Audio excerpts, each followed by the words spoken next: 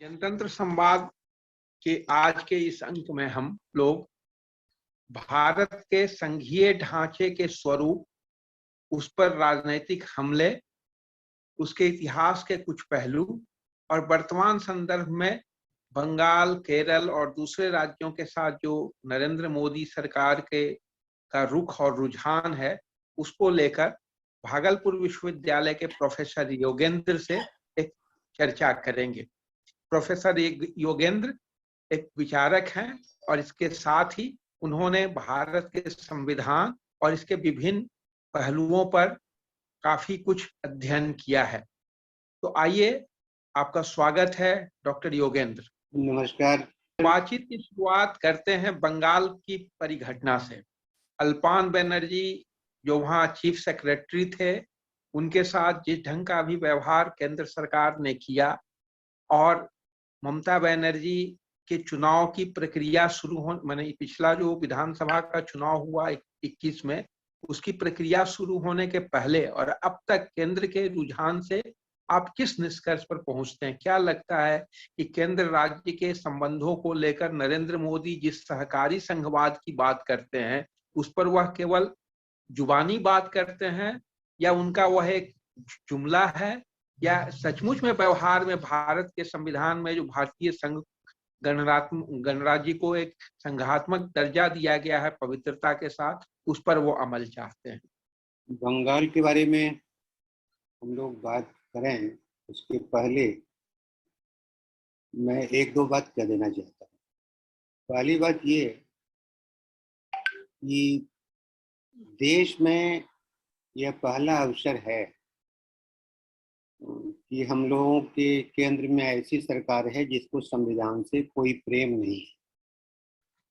आज़ादी की लड़ाई के दरमियान भी इनके जो पूर्वज थे, इनके जो विचारक थे, इनकी जो वैचारिक पृष्ठभूमि थी, उसमें संविधान को लेकर इनके मन में पूर्व में द्वंद्व रहा है और संविधान को कभी पसंद ये लोग नहीं करते। मजबूरी ये है कि देश में संविधान है और उसकी कस्में खाकर सत्ता में ये आते रहे हैं, आए हैं। तो जाहिर है कि इनके जो अनुच्छेद हैं, इनकी जो धाराएं हैं, संविधान का जो सपना है, उसकी जो चेतना है, उस चेतना के बारे में इनकी राय बहुत अलग है। मजबूरी ये है कि पूरी तरह से संविधान को खारिज नहीं कर सकते। इसे मौका आएगा, अवसर आएगा, वक्त आएगा तो वो ऐसा करने से भी ये चूकेंगे नहीं। बंगाल की जो परिघटना है, कितना दुर्भाग्यपूर्ण है कि बंगाल में ममता बनर्जी चुनाव जीतती है। जिस दिन शपथ लेती है उसके पूर्व में कुछ घटना घटती है। बीजेपी के कार्यकर्ताओं को और तृणमूल के कार्यकर्ता आपस में टकराते हैं। कुछ उनको हानि होती है, कुछ इनको हानि होती है। और मजा यह है कि राज्यपाल कड़ी बातें कहना पसंद करते हैं उस समारोह में जहां ममता बनर्जी दे रही होती हैं शपथ। मुख्यमंत्री भी नहीं है, उसके पूर्व भी ये घटना घट गई है। और उस घटना के बाद जो धनखड़ कहते हैं, जो बोलते हैं, तो मुझे लगता है कि राज्यपाल जैसे पदों के बारे में भी सोचना चाहिए कि इसका विकल्प क्या हो सकता है। ये केंद्र का एक एजेंट बनकर, और धनखड़ जैसे लोग बाद में उन क्षेत्रों में जाते हैं जहां पर ये घटना घटी थी। मुख्यमंत्री बाकायदा है, मुख्यमंत्री को लॉ एंड ऑर्डर देखना है। कोई परेशानी है तो रिपोर्ट लिख सकते हैं, वो केंद्र को बता सकते हैं। अपने दायरे को तोड़ता हुआ यह राज्यपाल इस तरह का काम करता है। नरेंद्र मोदी पहुंचते हैं, वो तूफान के दरमियान प्रधानमंत्री हैं हमारे, संविधान की रक्षा का दायित्व है। और जब वहां पहुंचते हैं कोविड से परेशान बंगाल है, देश परेशान है। लाशें बहती रही गंगा में और प्रयागराज में कफन जिस तरह से उड़े, सम्मान के साथ लाश भी नहीं जलाया जा सका जिस देश में। वह इलाका बंगाल का बाढ़ से ही पीड़ित है और कोविड से। और प्रधानमंत्री का जैसा व्यवहार है, जैसा राजसी व्यवहार है, सम्राट की तरह, राजा की तरह, और लगता ही नहीं है कि एक लोकतांत्रिक राज्य है और देश में अनुसूची 7वीं अनुसूची मौजूद है। और मुझे लगता है कि 56 अनुच्छेद ऐसे हैं जो राज्य और सरकार, केंद्र सरकार के बीच का जो आपसी संबंध है वो कैसे होंगे, उनके बारे में चर्चा है। समवर्ती सूची, राज्य की सूची मौजूद है, दायित्व है उन पर, बुरे दिन हैं, और राजा की तरह एक पार्टी का प्रधानमंत्री बनकर, देश के प्रधानमंत्री हैं और बार बार वो पार्टी के प्रधानमंत्री हो जाते हैं। विपक्ष के नेता को भी बुला लेते हैं, शुभेंदु अधिकारी बैठे हुए, मुख्यमंत्री से वार्ता होनी, और फिर जो तमाशा करते हैं, वापस लौटते हैं तो लगता है कि जैसे राजा लौटा हो, राजा की बेइज्जती हो गई हो, मुख्य सचिव को ट्रांसफर कर देते हैं, जबकि जानते हैं कि यह जो ट्रांसफर है वो गलत है, क्योंकि राज्य सरकार की सहमति से ये होना चाहिए था, वार्ता के आधार पर होना चाहिए था, जो नहीं होता है। प्रधानमंत्री जिलाधिकारियों के साथ बैठक करते हैं, तो किस अधिकार से आप करते हैं? आप मुख्यमंत्री की बैठक कर सकते हैं, मुख्यमंत्री को निर्देश दे सकते हैं, मुख्यमंत्री के अंदर राज्य होता है, कानून व्यवस्था और तमाम चीजों की जिम्मेदारी उन पर होती है। जिलाधिकारी के साथ वो बैठक करेंगे, आप बैठक कैसे करते? लेकिन वो कर, उन्होंने बैठक की। बैठक में जो विपक्षी मुख्यमंत्री हैं, झारखंड के मुख्यमंत्री हों या बंगाल के मुख्यमंत्री हों, उन्होंने जो कुछ कहा, जब मुख्यमंत्री को बोलने का अधिकार नहीं है तो क्या ये गुस्सा नहीं होगा? राज्य और केंद्र के बीच का जो संबंध बिगड़ेगा नहीं?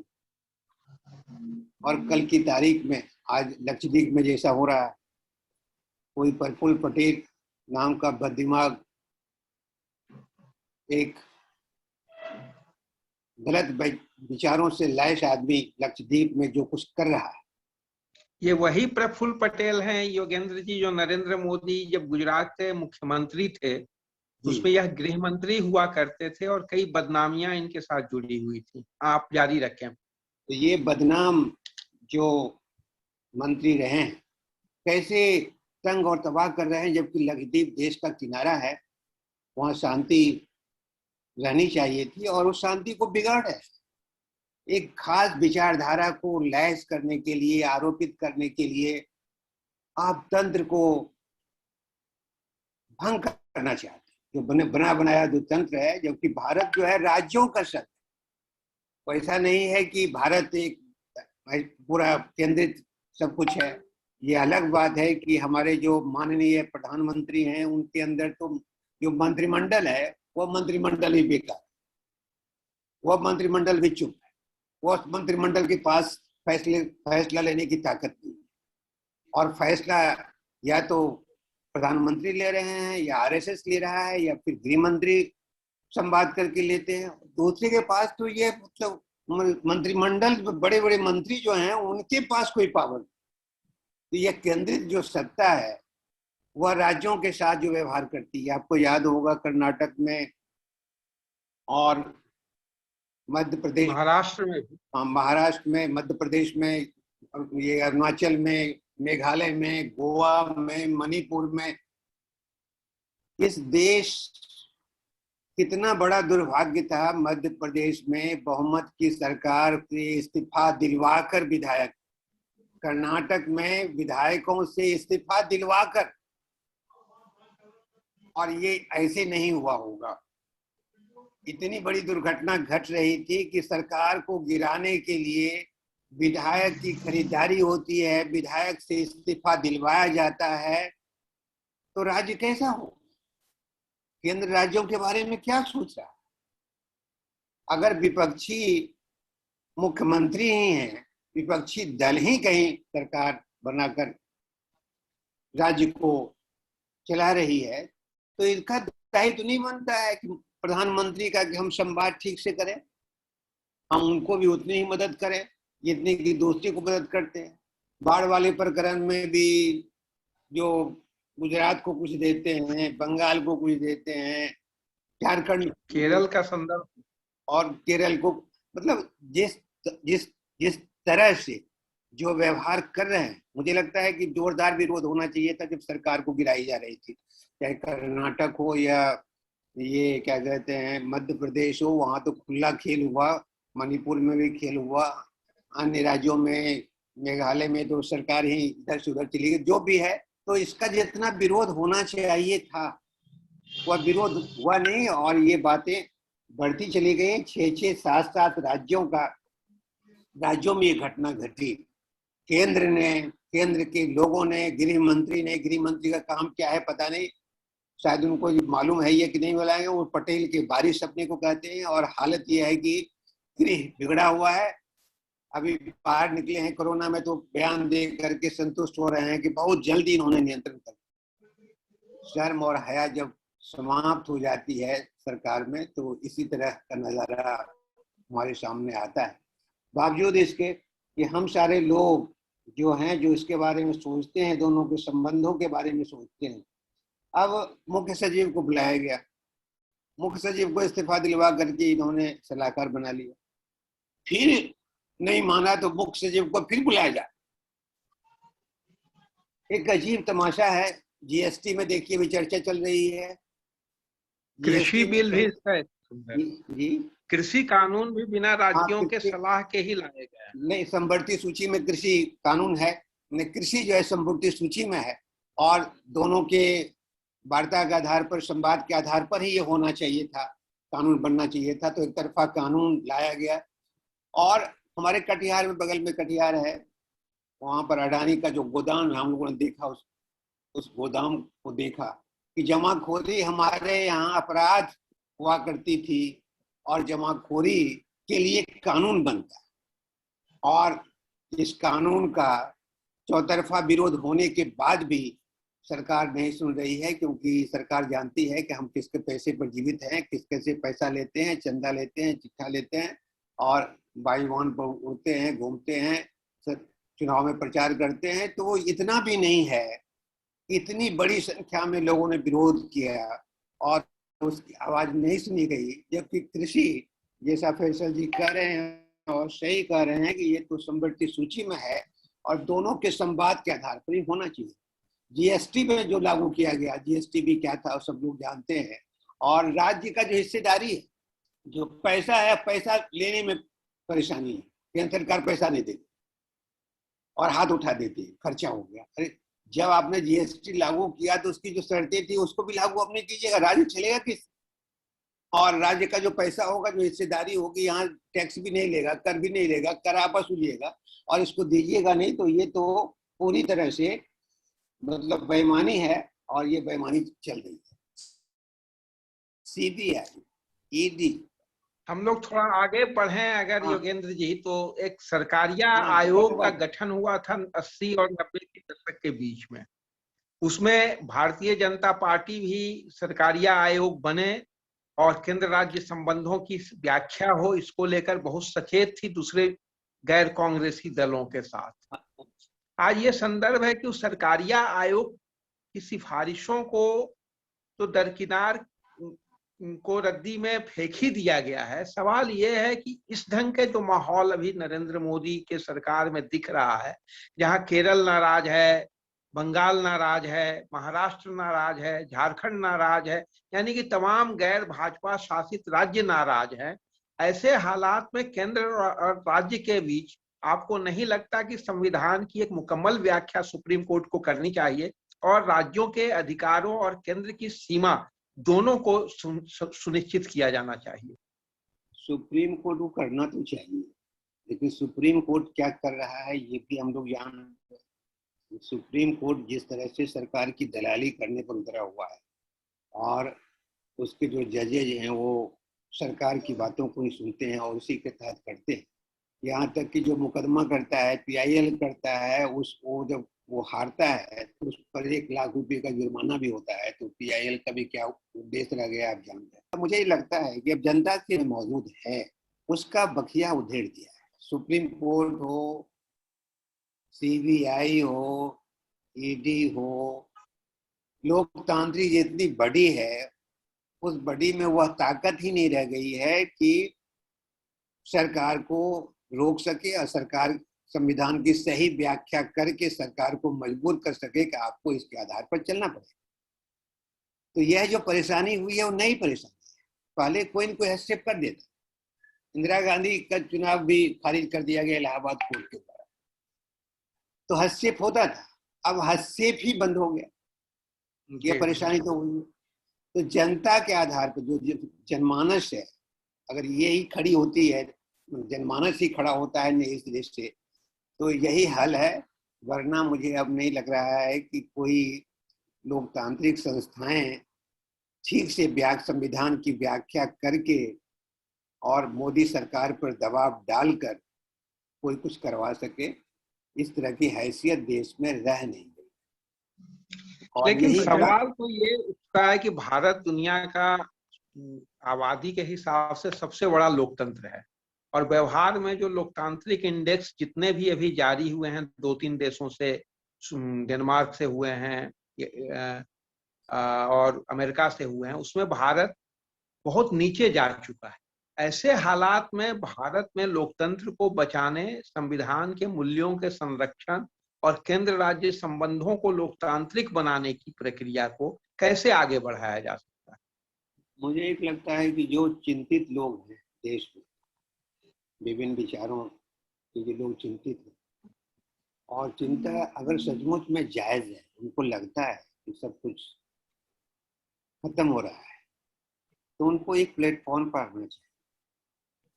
दिक्कत यह है कि इन लोगों में भी इतना बिखराव है आपस में कि वह बात बन नहीं पाती है। जनता जो है वो गरीबी से, आत्मचेतना की कमी से, जो स्वाभिमान पैदा हुआ था देश में आजादी की लड़ाई के क्रम में, वह अब 2 किलो 4 किलो चावल दाल पर भी बिक जा रहा है। और जो बौद्धिक वर्ग है वह वर्ग सवाल तो कर रहा है कई जगह, लेकिन उनमें भी परस्पर एकता नहीं। और ये दुर्भाग्य, ये एकजुट हो जाए आज की तारीख में भी, अगर एकजुट हो जाए, एक प्लेटफॉर्म बने पार्टियों को छोड़ करके भी, वह बने तो एक बड़ी ताकत हो सकती है देश में और जिस पर जनता भरोसा विश्वास कर सकती है। जयप्रकाश नारायण थे तो एक रास्ता निकल गया था, विरोध का एक आधार बन गया था। आज भी एक संभावना लगती है कि ये तमाम लोग, योगेंद्र यादव, मेधा पाटकर, जो लोग हैं, जो चिंतित लोग हैं, वो पहल करें और एक व्यापक ढंग से अगर बनाया जाए तो ये विरोध का एक तरीका मुझे लगता है हो सकता है। ये सही है, इंडेक्स में जो रेट है, जो रेटिंग देखते हैं, उसमें लोकतांत्रिक व्यवहार जो है, लोकतांत्रिक जो मन है, वह बहुत नीचे आ गया है।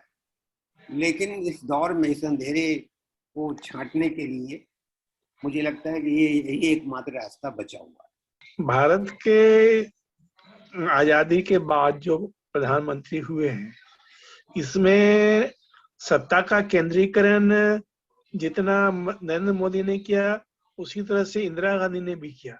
आप दोनों में क्या आपको फर्क लगता है, इंदिरा गांधी में और नरेंद्र मोदी में? देखिए, इंदिरा गांधी ने किया था, सत्ता का केंद्रीकरण किया ही था, इसमें कोई शक नहीं है। अन्य प्रधानमंत्री की तुलना में उसने किया था, लेकिन कांग्रेस की जो लेगेसी है वो थोड़ा संविधान से प्रेम करने वाली है।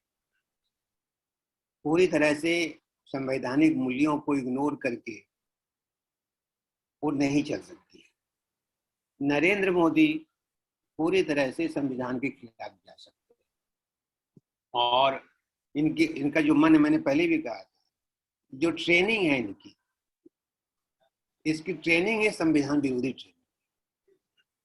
आज भी आरएसएस की जो ट्रेनिंग है वो संविधान विरोधी ट्रेनिंग। उनको जितना भगवा झंडे से प्यार है वो भारतीय तिरंगा से प्यार नहीं है, मजबूरी है कि तिरंगा फहराए।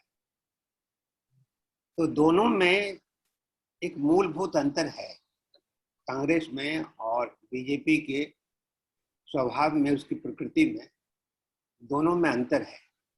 उस समय हम लोग तो कांग्रेस राज को विरोध करते हुए जेल गए और ये नहीं कहा जाता था विरोध करने के बाद कि राष्ट्रद्रोही हो गया, देशद्रोही हो गया। आज देखिए यूपी में एक आईएएस अफसर है रिटायर्ड, सवाल किया तो 5 मुकदमा ठोक दिया गया।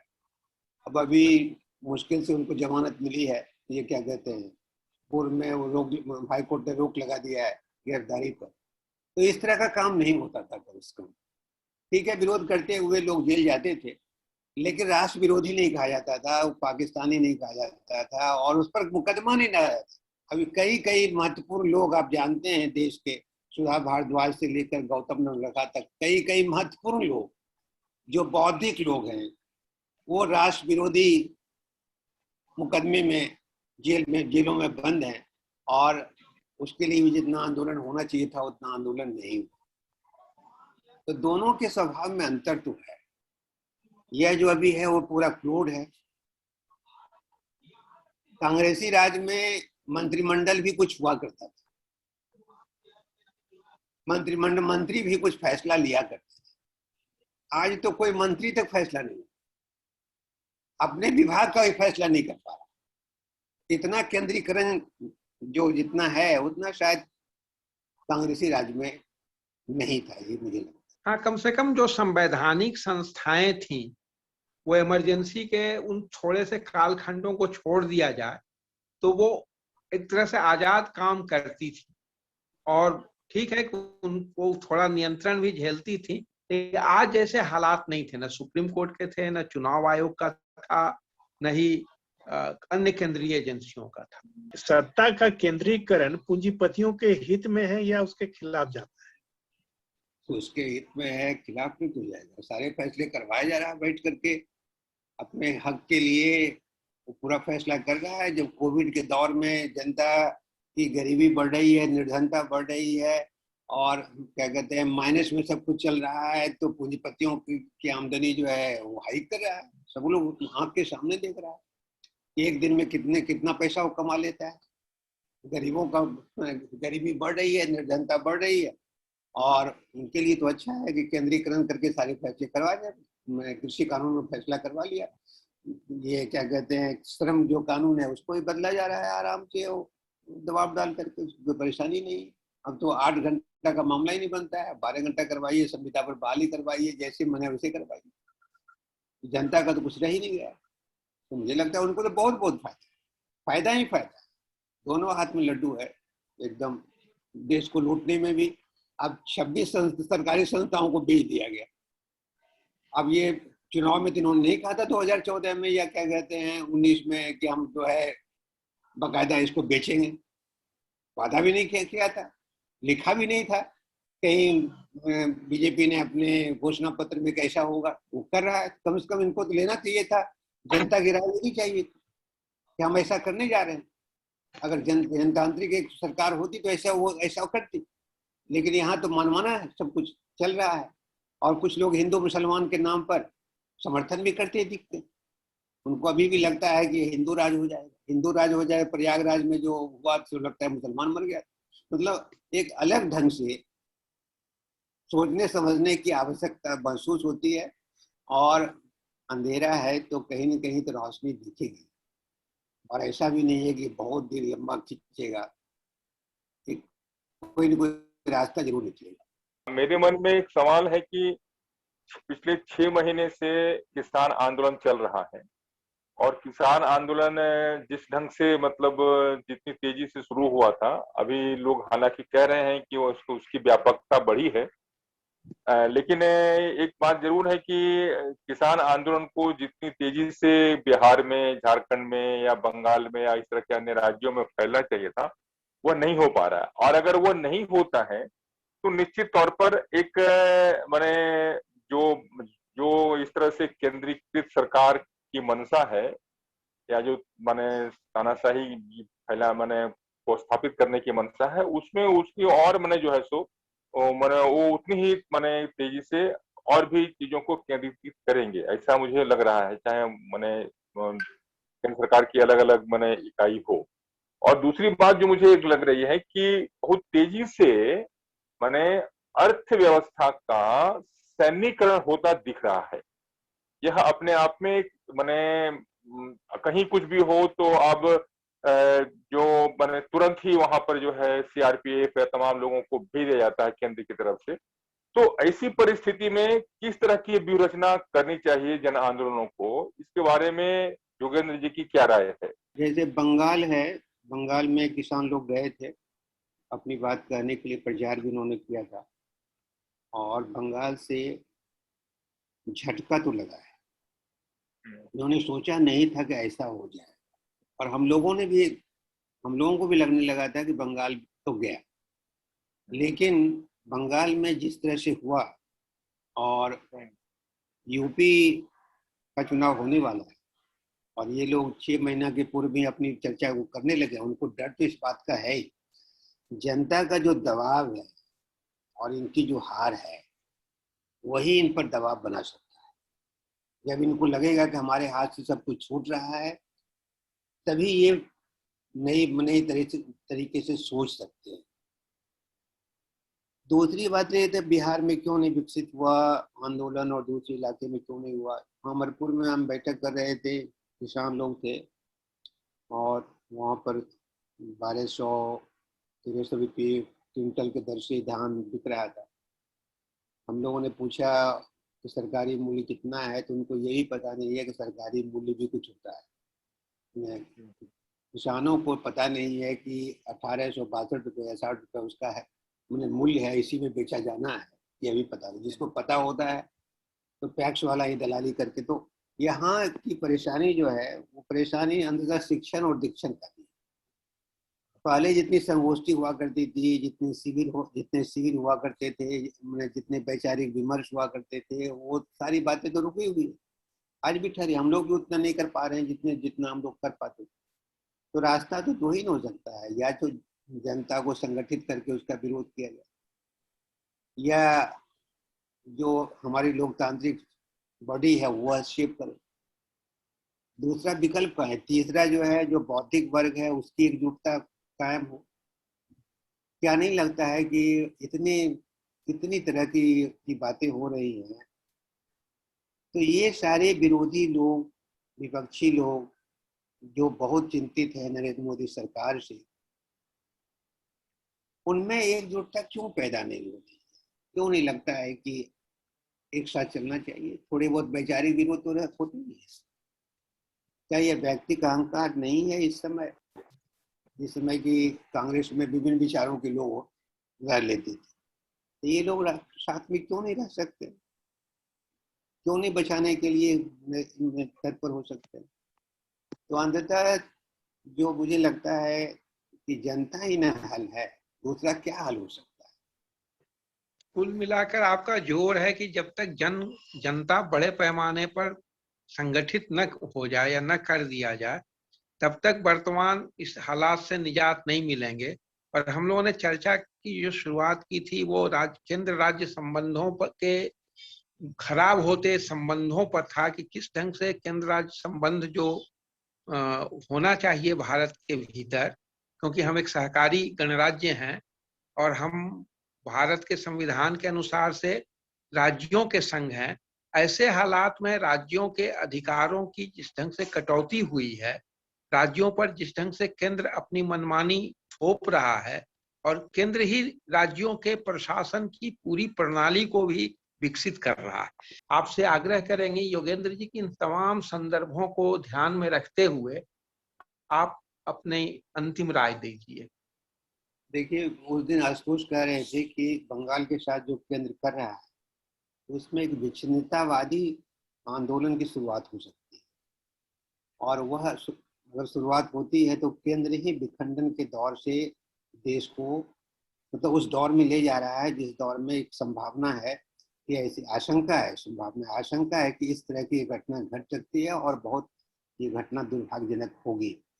लक्षद्वीप इलाका आप जानते हैं कि समुद्री इलाका है, और बंगाल का जो इलाका है, अगर इन इलाकों में कोई दूसरी तरह का आंदोलन शुरू हो जाता है तो बहुत मतलब बुरा होने वाला है।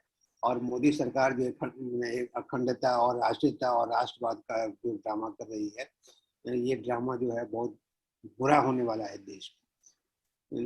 राज्य और केंद्र के संबंध बिगड़े हैं, ये सब कोई समझ रहा है, और कांग्रेसी राज में भी ये संबंध बिगड़ता रहा है। लेकिन आज जैसा संबंध है और जो संबंध जिस तरह से बादशाह की तरह, राजा की तरह, सम्राट की तरह प्रधानमंत्री व्यवहार कर रहे हैं, ये बहुत दुर्भाग्यजनक है। और मुझे लगता है कि इसमें कारगर हस्तक्षेप बौद्धिकों की ओर से और जनता की ओर से होना चाहिए। योगेंद्र जी, हम इस कार्यक्रम को अब समाप्त करेंगे क्योंकि हमारा समय हो गया है। तो आपने कुल केंद्र राज्य संबंधों के इतिहास के और भाजपा के सांस्कृतिक उदय के कुछ पहलू पर प्रकाश डालते हुए आपका मूल जोर इस बात पर है कि यदि आज हिंदुस्तान के लोकतंत्र, संविधान और संविधान प्रदत्त संघीय गणराज्य की अवधारणा को बचाना है तो बड़े पैमाने पर जनता को आगे आना होगा और उसको अपना कर्तव्य समझकर लोकतंत्र बचाने की लड़ाई को आगे ले जाना होगा। इसी नोट पर हम इस संवाद को आज यहाँ खत्म करते हैं। बहुत बहुत धन्यवाद आप सबको।